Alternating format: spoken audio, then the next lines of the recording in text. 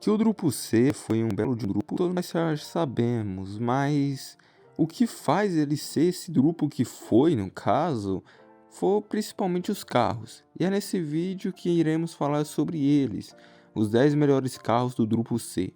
Porsche 956, ele foi criado para atender às recentes regras estabelecidas para o Grupo C. O 956 veio para substituir o bem-sucedido Porsche 936, do antigo Grupo 6. Ele foi o primeiro a utilizar uma transmissão de dupla embreagem e o Porsche a contar com efeito solo e com um monocoque de alumínio. Ele era equipado com motor Type 935, que era um 6 cilindros boxer de 2,65 litros, que gerava cerca de 635 cavalos. Projetado originalmente para carros de Fórmula Indy, ele se aproveitou da experiência com o Porsche 917, que foi utilizado pelo Kremer para desenvolvimento aerodinâmico e já tendo testado o novo motor do Porsche 936, vencedor das 24 horas de Le Mans de 1981. A Porsche chegou para a temporada de 82 com um carro extremamente veloz e confiável. Ele foi o carro vencedor das 24 horas de Le Mans de 82, 83, 84 e 85, junto com sua evolução. O Porsche 92 é considerado por muitos o maior carro de corrida da história.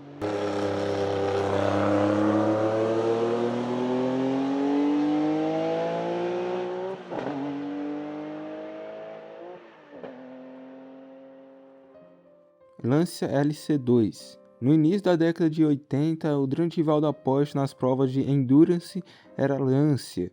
Com a obrigatoriedade que os carros atendessem ao regulamento do Grupo C para somar pontos no Campeonato Mundial de Endurance de 1983, a Lancia se viu forçada a desenvolver um novo modelo para substituir o LC1. Ele foi construído conforme o regulamento antigo do Grupo 6, sem possuir qualquer motor adequado para o novo regulamento. Eles aproveitaram de estar sob a bandeira do Grupo Fiat para utilizar com base para um motor recém-lançado V8 de 3 litros, que equipava uma Ferrari 308 GTBI QV. Para torná-lo mais competitivo, a cilindrada foi reduzida para 2,6 litros e 2 turbos compressores. Já o chassi foi desenhado em conjunto pelas italianas Abarth e Dallara, um monocoque de alumínio com carroceria de Kevlar e fibra de carbono. Os carros competiram em 42 provas pela equipe oficial Martini Racing e, apesar de serem mais potentes e velozes que os Porsche 956, nesse período eles acabaram conquistando 13 pole position, os Porsche.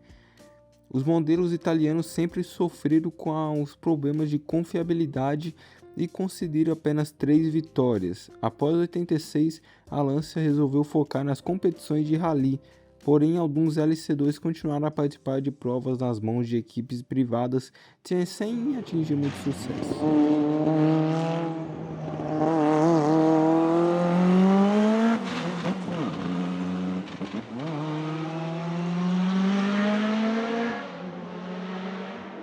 Porsche 962. Enquanto a FIA ainda começava a implantar o Grupo C no continente europeu, nos Estados Unidos a IMSA passou a adotar já em 81 um regulamento muito similar para sua categoria máxima, a GTP. As diferenças em relação ao Grupo C eram a inexistência da limitação de quantidade de combustível e mais algumas diferenças menores, que era mais interessado ao marketing que era passado ao público. Eles poderiam ganhar ao vencer em terras norte-americanas. A Porsche tentou então se inscrever seu modelo 956 para as provas do IMSA, tendo a entrada negada justamente por quebrar uma dessas regras que nem eram tão relativas em quesito chamado segurança. Nesse quesito falava que os pilotos deveriam ficar posicionados atrás do eixo dianteiro do carro para poder competir, né? Uma variação do 956 foi criada, o 962. Além disso, outras modificações ainda foram feitas na estrutura para torná-la um pouco mais rígida. E devido a questões de regulamento, o motor 2.6 biturbo foi acabado sendo substituído por um 2.8, com apenas um turbo compressor. Para as provas na Europa, a Porsche também passaria a utilizar esse modelo com a designalização 962C e com motores 3.2 biturbo, vencendo as 24 horas de Le Mans em 86 e 87. Com o fim do apoio oficial de fábrica e já começando a sentir o peso da idade, diversas equipes independentes passaram a desenvolver atualizações e melhorias para o 962, mantendo o modelo competitivo até 94, quando venceu sua última prova, os 1000 km de Fuji.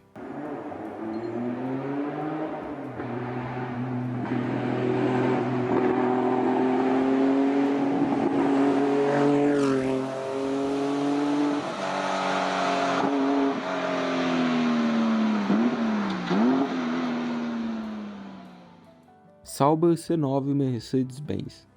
Eu acho que vocês sabem que Sauber era muito associada à Fórmula 1.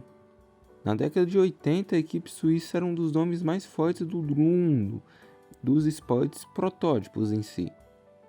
Em associação com a Mercedes, o time de Peter Sauber reviveu a lenda das flechas de prata. Na estreia em 87, o carro se mostrou pouco confiável e os resultados foram decepcionantes. E para 88 o time veio mais forte, concedendo o segundo lugar no Campeonato Mundial de Endurance, mas em Le Mans o time acabou de desistir da competição, temendo com problemas em seus pneus Michelin.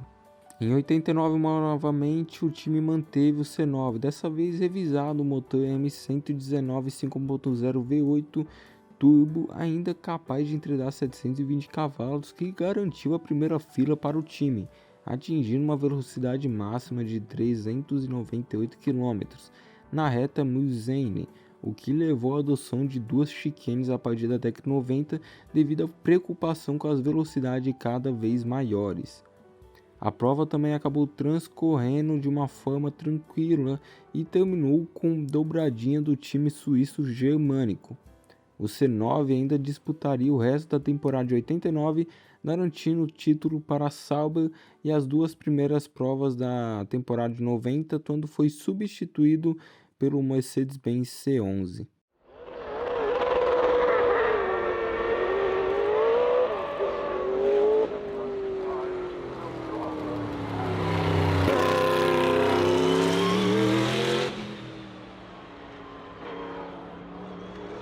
Spice SE88C Cosworth. Um ano após o estabelecimento do Grupo C, os custos para competir começaram a se tornar elevados, como montadoras de Porsche e Ford gastando quantidades consideráveis de dinheiro para desenvolver seus modelos.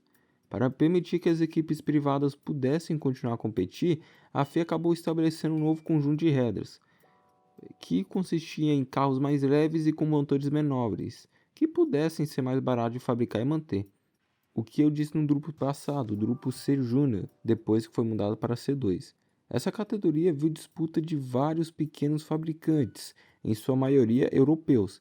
A fabricante mais bem-sucedida foi a Spice Engineering, que começou como equipe correndo com carros Tiga e passou a construir seus próprios modelos em 86, sempre equipados com motores Cosworth DFL, que era uma evolução dos vitoriosos DFV, que competiram na Fórmula 1 entre 67 e 83.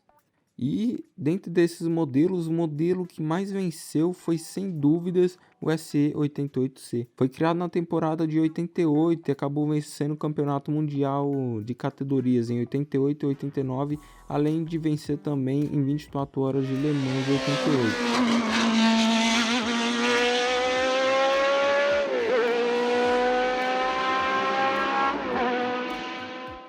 WMP88 Peugeot. Formado por dois engenheiros da Peugeot, a pequena construtora independente WM entrou para a prova em 88 com um único objetivo: atingir a maior velocidade já registrada em uma linha reta Mulsanne, a qual diz que até foi adicionada duas chicane. Apesar de não ser uma equipe de fábrica, ela contava com um apoio da Peugeot, na forma de motores PRV V6, de 2.8 litros, gerando cerca de 850 HP, e acesso à ferramenta de desenvolvimento aerodinâmico. O recém-apresentado P88 teve um baixo desempenho na classificação, ficando apenas com a 36ª posição. Durante a prova, o modelo apresentou diversos problemas e, após um pit stop de 3 horas, voltou para a pista e estabeleceu um novo recorde de velocidade, com os incríveis 405 km por hora, abandonando logo em seguida por superaquecimento. Apesar de não ter atingido nenhum resultado expressivo em corridas, o modelo atingiu seu objetivo de ter o recorde de velocidade na pista francesa. Jaguar CJR-9. Ele foi desenvolvido pela Tom Walkinshaw Racing. Para a Jaguar, o CJR-9 era uma evolução do CJR-8, que competiu em 87. Agora equipado com motor V12 de 7 litros, utilizado pelo Jaguar, o CJS. Ele possuía um dos sons mais belos dos carros de seu tempo, porém, mais do que soar bem, era um excelente carro de corrida, capaz de vencer as 24 horas de Daytona, as 24 horas de Le Mans e o Campeonato Mundial de Endurance de 88. Para 89, o modelo continua a competir, porém já estava bem ultrapassado e foi incapaz de obter vitórias nessa temporada. Além de seu histórico em competições, o modelo serviu de base para o primeiro super esportivo Jaguar CJR-15, lançado em 1990.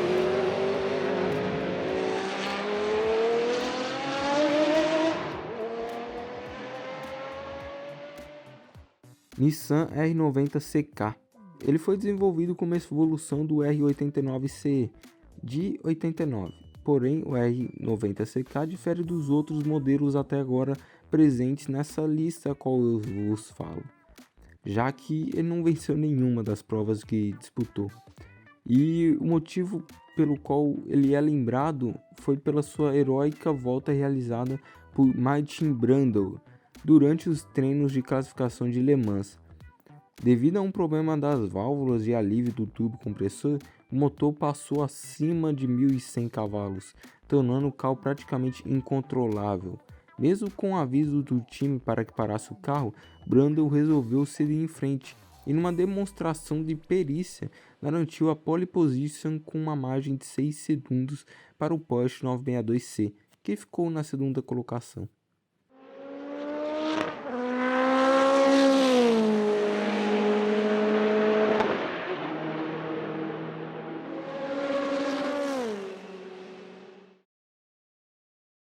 Mazda 787B.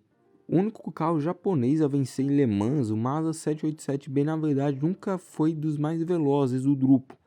Na época a FIA ainda estava movendo o campeonato mundial de Endurance no antigo regulamento de motor livre como limite de combustível para a prova para um novo, onde deveriam ser usados motores similares da Fórmula 1.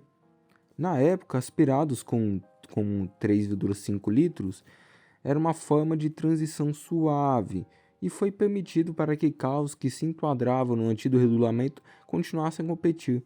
Porém, com o aumento no peso mínimo e que tornava menos competitivos frente a outros modelos, contudo, ainda a Mazda foi capaz de convencer a FISA que o 787 deveria correr com um peso mínimo inferior de 830 kg em relação a outros competidores.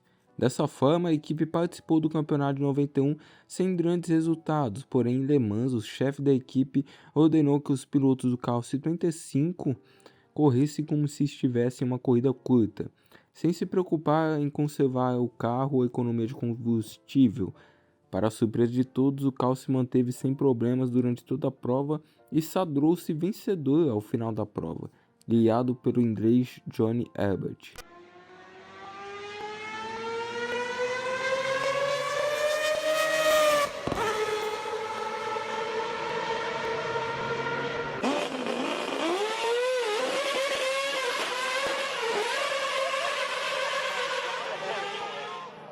Peugeot 905B. Aproveitando as mudanças no regulamento que entrariam em vigor em 91 com a adoção de motores similares aos da Fórmula 1, a Peugeot decidiu que era hora de tentar a sorte no Campeonato Mundial de Endurance, sob a direção de Jim Todd. Foi criado então o Peugeot 905, que fez sua estreia na temporada de 90. Mesmo sendo mais lento que antes dos modelos do Grupo C, o modelo demonstrou potencial por ser mais rápido dentre os carros que se enquadravam nas novas regras do Grupo C. Apesar da expectativa de sucesso para 91, o aparecimento do Jaguar CJR-14 tornou o 905 totalmente obsoleto de uma hora para outra. Para contra-atacar isso, o time da Peugeot ainda trabalhou em uma versão totalmente atualizada na aerodinâmica, mantendo o mesmo chassi de fibra de carbono construído pela Dassault. Conhecido como 905B, o modelo terminou a temporada vencendo as provas da Madden Cores e do México, garantindo a segunda colocação no Mundial para a montadora francesa.